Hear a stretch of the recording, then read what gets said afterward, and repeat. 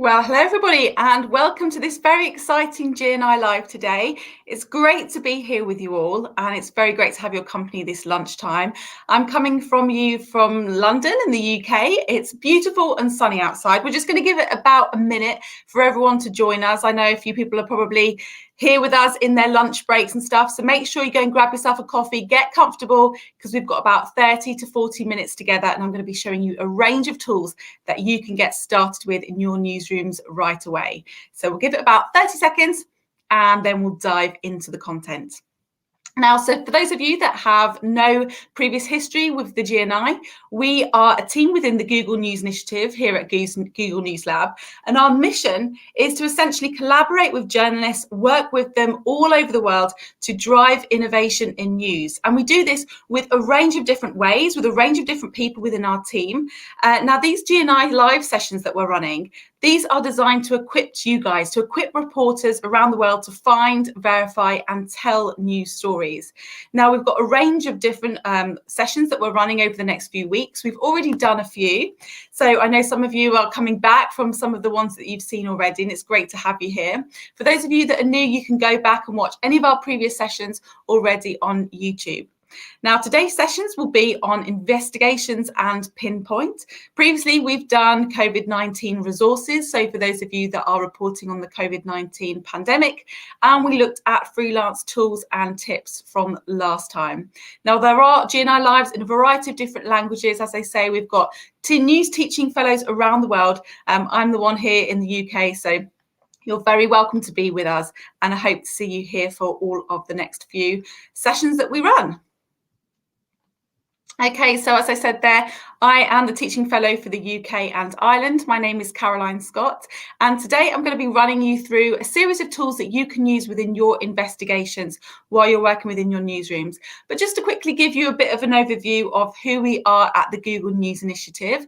So the Google News Initiative, our effort is basically to build a stronger future for journalism. You know, we really believe in quality journalism. We believe it matters, and we believe the collaboration is key to our mutual success. So my role here features on the first of those three E's, to elevate and strengthen quality journalism. So I work with newsrooms. I teach them tools that they might use within their day-to-day work or within bigger projects and investigations to help them find stories, to help them verify information, and to help them visualize it in the best and most engaging way possible. Now, the other areas of focus where we build projects, we collaborate in partnerships, and we develop and support programs as well. So we really are covering a whole spectrum here at the Google News Initiative. And as I say, it's great to have you here, and we would love to, be in touch with you in the future, hear the projects and the stories that you're working on, and see how we can help your newsrooms to basically help your journalists in their day-to-day work and to do what matters, to tell stories. Now, if you haven't already investigated our Google Journalist Studio, that's basically a range of tools that you can get started with in use in your day-to-day work as a journalist. We've got a collection of tools there, some of which we'll be going through in the next few weeks in these series of GNO live events on YouTube. Some of them you can go onto our website and you can get that free training. So if you go to our main training center, which I'll show you in a second, you can go for free lessons that you can do in your own time. And our Journalist Studio tells you the tools that you need to know about. We recommend that you get started with. Now, in order for journalists to stay up to date with the latest tools and workflows, in 2021, it's changing all the time, isn't it? We want to keep you as updated as possible. So we have our training site. It's g.co/news training. Have a write of that down because we want you to head over to there and you can see a list of different courses that you can take in your own time and you can study and get up to date with the tools and tips there. Now, I'm going to refer back to this site over the course of the training. I'm going to remind you guys at the end to head over there. So do make a note of it. Come back to it in the future. I'd really recommend this resource because it's basically the central hub of where we put the information. So in today's session, and I know a lot of you are tuning in because you are working on big investigations, you're working with a variety of investigative tools, and you want to learn what's new out there, what you can actually get started with. This is a really challenging but important space to be in. And so that's why we've dedicated a whole GNI Live session to it, because we want to give you tools to essentially make your life easier, to make it easier for you at work so that you can focus on what matters, on telling the story, and not focusing too much on the tools and all the kind of technical issues. We want you to actually be able to do your jobs and cut out all of the difficult roles in between. So that's what we're going to be talking about. But first, before we dive into Pinpoint, which is our first tool designed by Google specifically for journalists, I'm going to talk to you about a few little tools that you can get started with now. And the first one is the Common Knowledge Project. So the goal of the Common Knowledge Project that we have here at Google is to make it easier for you to explore, visualize, and share data. Now, this is all about local important issues in your community, so you'll get access to really localized data. Now, the first beta version has been built with local journalists in mind. Okay, so you can go on there, you can help make sense of public data. Essentially, you can include it directly in your reporting. You can make graphs and charts there that you can include as well. The project is built by Polygraph, which is an award-winning visual team. And you can see here, you can build and make your own maps and charts. So if you want to use this in the UK at the moment, you'll notice that all the sources are from the US. This is at the moment. So you can visualize data from the public. So open data sets such as the CDC, the FBI, and the US Census using schema.org. Now, right now, the project includes a small subset of data from data commons from US domains like public, economy, housing, health, education, and crime. So I'm just going to show you what that looks like on the website. So this is when you jump into the Common Knowledge Project, and you can see here that you can explore, visualize, and share data around local information. So you can see here there's a variety of charts that have already been made, variety of graphs that you can explore. So you can have a look through these, and this is all public open data that's accessible to us. And we can see here at the top, we can filter by people, economy, health, education, crime. And you can also build your own chart using this data that's already been uploaded into the tool itself. We can change the location. We can refine the data as much or as little as we want. Choose a time span for this data.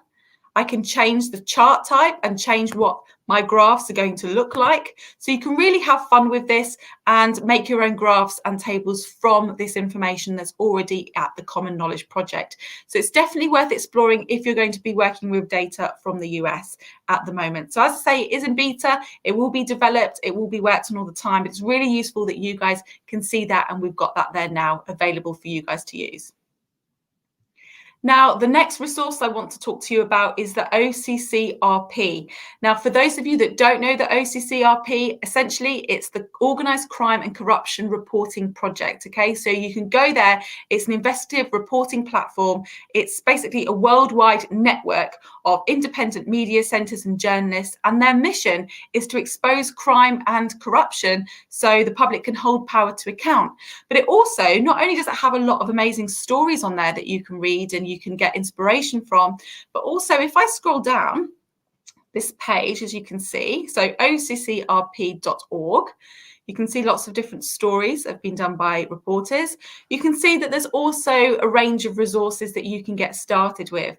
Now, I'd like to draw your attention to these first two. Now, the OCCRP Aleph is basically a data platform, and it brings together a vast archive of current and historic databases, documents, tasks, leaks, and investigations. So you can tap into it like this, and it will take you down to that resource, and you can basically access this global archive. So you can search for people or search for topics, and you can see there that there's 245 million public entities, 308 public databases, and over 225 countries and territory. So you can really use it to find leads for your stories, find people, companies. You can search across data sets, and you can also set up notifications so you can get notified when that interesting information has been posted to this data set. So it's a really useful resource that you can get started with. And the other one is the OCC RPID. Okay, as you can see there, it's a research deck. So you can get help tracing people, companies, and assets. Okay, so you can see here that OCC RPID are actually enabling you to get more help in tracking down individual people, companies, assets. So you can see here on the left-hand side, you can find online resources, so you can browse a range of different sources. And over here on the right-hand side, you can actually ask the researchers that work at the organizations. You know, they've worked on so many award-winning investigations. They know their craft, they know their skills. So if you do need help, you can file a request via their website, as you can see here. And this is a not-for-profit investigating research platform, okay? So definitely make the most of all of the resources that it's offering, as you can see there on its website. So do go and have a look at that. So the tool I'm going to be speaking to you really is the crux of this presentation is Pinpoint. Now, Pinpoint is a research tool from Google, which is designed specifically for reporters and your needs, and it allows you to explore and analyze a large collection of documents. So if you're working on an investigation, let's say, and you've got thousands and thousands of documents, you're drowning in them, they're all over your computer, or maybe they're online, but they're all everywhere, and you need to really analyze them and put them all together so you can sort through them and use them in the best way possible. This is what Pinpoint does. It basically uses AI technology to enable you to go to what you want when you need it really, really fast and quickly. Now you can access that via our Google Journalist Studio, as I mentioned at the beginning there. So we have the range of tools and Pinpoint is on there. So if you head over to journaliststudio.google.com, you can access Pinpoint directly through the website. So I'm going to talk you through what Pinpoint does, and then I'm going to do a little bit of a live demo and dive into the tool together to show you what it's all about. Okay, so here's Pinpoint. Essentially, as I said, if you're working with loads of forms, documents, images, audio files, you might have thousands, you might have hundreds of thousands of documents. You know, if you're working on these long-term investigations, you might need to share documents with other people that are in other countries. Okay, so this tool enables you to do just that. So you can find stories within troves of forms and handwritten documents, images, audio files, PDFs, and more. There's so many different types of file that you can upload. And it's essentially developed to save you time and stress, basically working with large collections of documents. Okay, so if you are working with a load of files, then use this tool to help simplify your workflow. Now, you can upload up to 200,000 files per collection. So, for example, if you've submitted a Freedom of Information request and you've received a large amount of data, you can just simply upload it all to the tool and use it there. Now, as I mentioned before, it uses artificial intelligence and machine learning technologies. And what that will enable you to do is to filter the connections that you've uploaded. So you upload loads of files, and what this technology will do is it will pick the wording out of the files. It will sort it by people, by place, you know, by company, and it will enable you to filter through really, really fast and quickly. You can also find your story for searching for specific words within the text, which is fantastic. Obviously, if you're looking for a certain word that you know is in a few documents, or you need to find a story in that document, maybe you can search through and find words. And what it will also do, it will also enable you to convert audio files to text, to search through them and jump to that text in the corresponding place in the track, which is amazing, right? So if you upload an MP3 file, it will transcribe it for you. It will embed that audio in the text, and you can jump to that text where that word is, play that audio file, and get to the content much quicker without scrolling through. Thank you all for writing in the comments during this session. Yes, this webinar will be staying on our YouTube channel, Roo, so you can just head back and watch it back in your own time, so you can watch it back a bit slower or when you have a bit of time, and share with your colleagues for sure. And thank you everyone for writing in. It's great to see you're all coming from around the world. And Pinpoint is a tool that you can use regardless of what country you're in. It does support, recently it's just supported more and more languages. So there is a good chance that you will be able to use the tool. We'll dive into that in a second.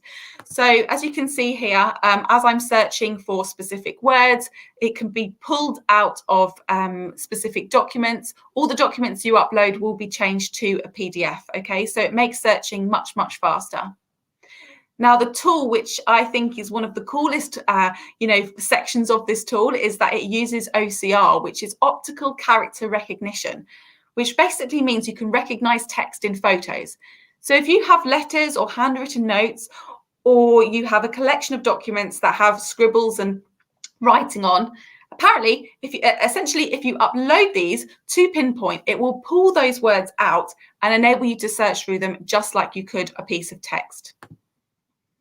Now, your collections are private, but you can choose to share them for viewing only. So if you have a collection on your website, on your page, let's say you've got a collection of documents that you've got on your computer that you don't want to share with anyone, you just upload them to the tool. They're all private, just as you would do, say, like in your Google Docs.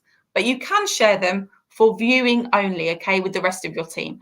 So if the rest of your team wants to share and go through them and have a look, they can do. So that's really great if you're working on bigger investigations. But it does mean all of your content is kept safely within your individual user. Now, as I mentioned, you can upload a range of different file types. So from PDF, Word, Doc, Excel, slideshow, emails, audio files, plain text, you can upload a range. So you don't have to convert these in advance, which is super, super useful. Okay, now I'm going to jump into the tool and show you guys what it looks like. Of course, as I mentioned, you go through the Google Journalist Studio to get there. And when you're in the tool, it will look like this. Okay, so everybody who's using the tool has their own individual workspace, and you create collections.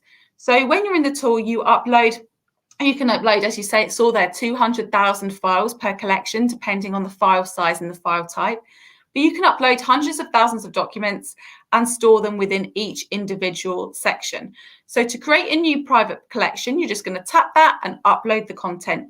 If you are uploading content that's larger files or up to 200,000, it can take up to a day to upload. However, you can just leave it on overnight and it will upload and sort automatically for you. Obviously, if you're working with a less amount of files, it will be faster there. Now, these are your own private collections and also collections that have been shared with you by your teammates or anybody else you're working with. Now, you can also scroll down here on the page to look at all the other collections that have been uploaded by Pinpoint that you can explore. So you can see here, these are curated collections that you can use to support your stories. But I would recommend going into Pinpoint, setting yourself up your own user and using some of these examples to go and search through to learn how the tool works before you go and upload your content. It's super, super easy to use. And I'm going to show you how to do that in a second. So as you can see here, there's lots of different collections. So you could be working on multiple different stories at the same time with a different collection per story you're working on. And you can see here, there's a range here, which have been added by different people. So the Washington Post here, big local news. Okay, so there's a range of things that you can get started with, even if you haven't got any documents to play with. Okay, so I'm going to jump into this document here. As you can see here, these are documents that have been shared to me. So I'm going to tap into that, and you can see all the documents that have been shared or uploaded to a collection are listed, and they've all been changed into a PDF. You can see here on the right that the collection has already been filtered. Okay, so by people, by organizations, and by locations. Okay, so you can see here we can pull out Capcorn, United States Air Force. We can see here United States, Houston, Earth Houston. So all of these places, all of these organizations can be pulled out of these documents automatically by the tool using this artificial intelligence machine learning. So you can see here that in this collection, there's over 1,300 documents, okay? So that's going to take a long time for you to actually read through one by one or go through on your computers, saving, writing notes. But what we can do is upload them to Pinpoint now, filter them and look at the piece we want straight away. So as you can see here, there's 1,300 documents, but we can filter these down, and you can see here on the right hand side, if we were to choose United States Air Force, what it's going to do is it's going to pull out all of the documents that have United States Air Force in them. Okay, so you're going to tap here and you can see now that the collection of documents from 1,309 has been whittled down to 74. Okay, so that's whittled down all of my documents, and I can see on the screen.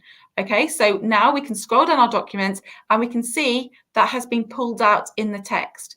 We can whittle it down even further by people, or by organizations, or by locations. So maybe we want to pull out the location of Colorado, and we're going to tap that, and we can see that now there's only 13 documents in that selection. Okay, so we can really filter our work down. It's super, super easy to do. As you saw there, it does it automatically for you, and you're going to choose by people, by organizations, by locations here on the side. So you can either look that way, or you can use this search tab at the top. Now, just like you could do in search documents, for example, if you're searching through a Word document or you're searching for an email, you can search for a specific word. We can do the same here. So let's say I wanted to search for the word moon. This is a collection, NASA documents after all. So I'm going to put in moon here and press enter. And you can see here that now it's going to whittle it down to 350 documents. Now you'll notice here that the word moon has been highlighted, but also the synonyms of moon as well. So lunar has also been highlighted, okay? Now, of course, if you don't want documents that say lunar in them as well as moon, we can use our Google search refinements as we've done in the past. You guys who have done training with us, you'll know how to use Google search refinements. Those of you that haven't, this one's super easy to do. So we're going to tap on moon, and let's say we don't want the word lunar, for example. We're just going to put minus lunar afterwards, press enter, and you'll see now that it's been whittled down so that we don't get that word lunar in any of the search results. Okay, so that's how you use these. If you just want the word moon to appear, we're just going to do this, speech marks either side, and you can see now there's only the word moon that has been searched for in this document. Okay, so you can use these search refinements to whittle down your content very easily. Press that question mark tab there on the right hand side to refine your search by using search refinements. It will give you an idea of how to use some of these search refinements to find an exact match or exclude certain words or combine searches. Okay, so super, super easy to do. Now, let's say we are looking for a specific name or a specific word that's is in a specific document in your collection. Okay, so what you could do is you could search for whatever it is. So I know that I've got a document in here. Let's say Loomis State. I know that these words are written in my documents. Okay, so if I go down here and I click into this tab here, now you can see that the name Loomis for Henry Loomis has been pulled out. And you can see here that the word state that was written, do you remember we said it's got OCR technology that's been pulled out and made into an actual word, basically. It's recognized this handwriting as the word state, which is pretty impressive considering it's written in quite messy handwriting, slanted, but we can still understand that and still understand that word, okay? So if you do have notes on your documents, feel free to upload those because they will be taken into consideration by the tool as well, which I think is really great. Okay, so that's if you want to search for a specific word that's in there. Now, let's say you have a photograph, for example, and your photograph has some wording in the background. If it's clear and if it's readable, basically what we can do is we can actually see this being pulled out by the search as well. So I know that there's a photo in here which has STDN on it. So I'm going to tap, and when I tap into that photograph, as you can see here, now we can pull out that STDN, which has already been written on the photograph. Okay, so this is text that was on that computer screen, okay, and it's pulled it out by just using this OCR technology and pulled it out of the photograph. Okay, so it's really, really great at recognizing text within photos as well. Okay, somebody's just asked in the comments how to sign in with a Google account. Into Google Journalist Studio, you can just head over to our website and you can access all of the tools there. Now, with Pinpoint, you have to use your personal Gmail account. You don't use your work account to get into Pinpoint at the moment. Just use your personal email account.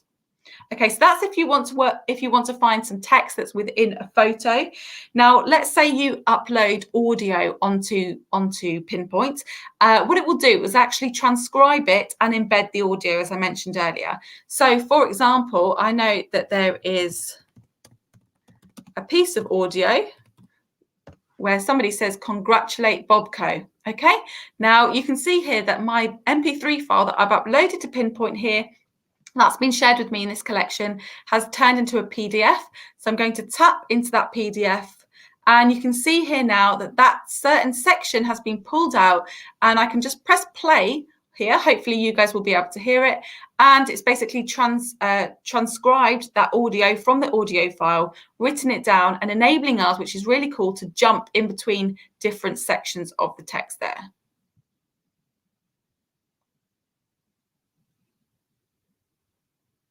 Not sure if you guys at home can hear that, but I can hear it playing out to congratulate Bobco. So essentially, you can press play and you can hear the text as it plays coming out of your screen. As I say, I'm not sure whether you guys can hear me as I'm live streaming. However, you'll be able to jump to specific parts in your text. So you don't have to scroll through a lot of MP3 files or anything like that. You can just get straight to the content that you need. Okay, now at the moment it's in development, and the team are really keen to hear your feedback. So if you are working on investigations and you want to find out more about certain things you can do with this tool, or certain elements that you would like added or seen, please do give the team feedback. Okay, so at the top here, there's a section where you can give us feedback, and you can include a screenshot, and you can basically talk directly to the team, and they will take a note of that. And I know that they're really keen to hear from as many of you as possible. Okay, so over here on the left hand side here, you can change your settings of your display language and the audio files there.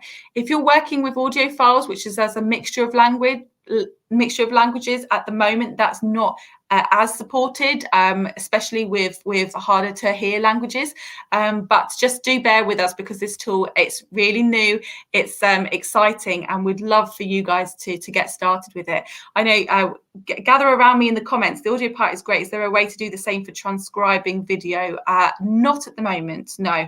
But do make sure that you use this tool for the audio sections at the moment. And then, you know, for example, you could rip the audio off the video, and then you can upload that audio directly to the tool itself. So that might be of use to you. And we'll keep you guys updated as the tool updates as well itself. So that's Pinpoint. As you can see, it's pretty simple to use. You upload the files, you have a collection, you can filter these collections on the right hand side of the screen, and of course you can see all of your files and collections, and you can share them with other people to look at. So it's a really useful tool to use that you might want to get started with. As I say, you can use it just for transcribing audio if you really wanted to. Okay, that feature in itself, it is brilliant. So do play around with that. Now, you might be interested to also check out Bellingcat. Now, Bellingcat is also a fantastic tool for finding tools to use for open source investigations. So you can see here on Bellingcat's website, Bellingcat is an independent collection of researchers, journalists, citizen journalists, and they use open source and social media investigation tools to investigate a variety of topics. So you can see on their website there, we've got loads of different stories. I can scroll down and have a look at them. And I can also go to the Bellingcat online investigation toolkit. You guys can head there straight away, and you can have a look at some of the tools that they recommend for you guys to be using in the landscape. Now you can see here, if I go on the right hand side, I can also go to specific sheets. So for example, if I'm interested in images and video, then you can see here, you can change and you can try out some of these tools. You can have a description of what they do. You can have a description of the name of them. So for example, let's say InVid, which is the tool we also teach at Google News Lab. You can see what it does, and you can go straight to the guide as well. So the Bellingcat online investigation toolkit is really worth going to.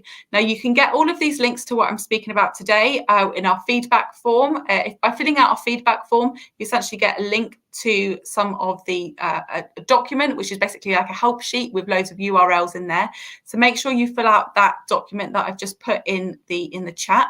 Make sure you head over to that URL, because you'll get all of these links that I'm speaking about today.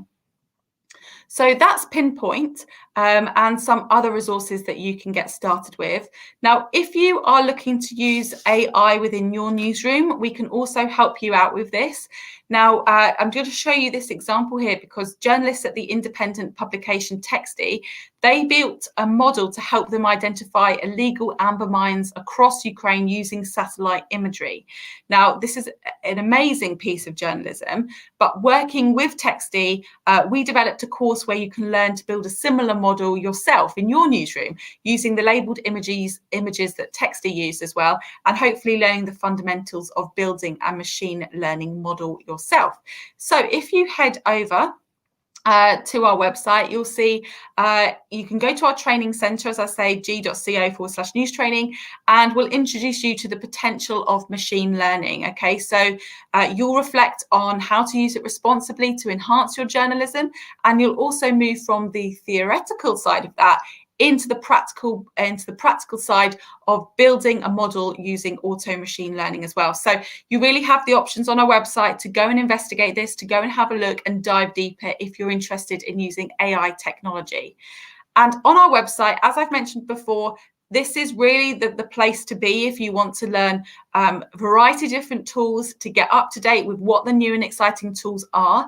And you can also contact us directly if your newsroom is looking for specific training in any of the tools. We also run a variety of courses in a variety of different tools. So we really are here as a team to help you. There's amazing journalists all over the world that are working within the Google News Lab, and we can help you out directly and create some bespoke training for you as well. So really recommend that resource. Head over to g.co.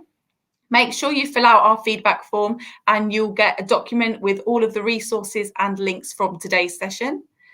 And if you are looking for that support for your newsrooms, do make sure you contact us with any questions, and we can come into your newsroom and we can do some training. We speak a variety of languages here at the Google News Lab. Now, do make sure you tune in for future GNI live sessions. We've got them coming up over the next few weeks. If you are on our YouTube channel, head over to the upcoming live sections, and you can head over to our website and you can register for them so you get a direct email as a reminder. We all need that sometimes, don't we? Directly to our computers. So thank you guys for joining us this lunchtime. It's been great to have your company, and do make sure you get in touch with us. As I say, we're all super here to help you. Everybody's really, really nice. And yeah, so good luck with everything, and definitely make the most of Pinpoint. We'd love to hear what you think. So do give us some feedback. Okay, thank you so much, guys, and we'll see you next time.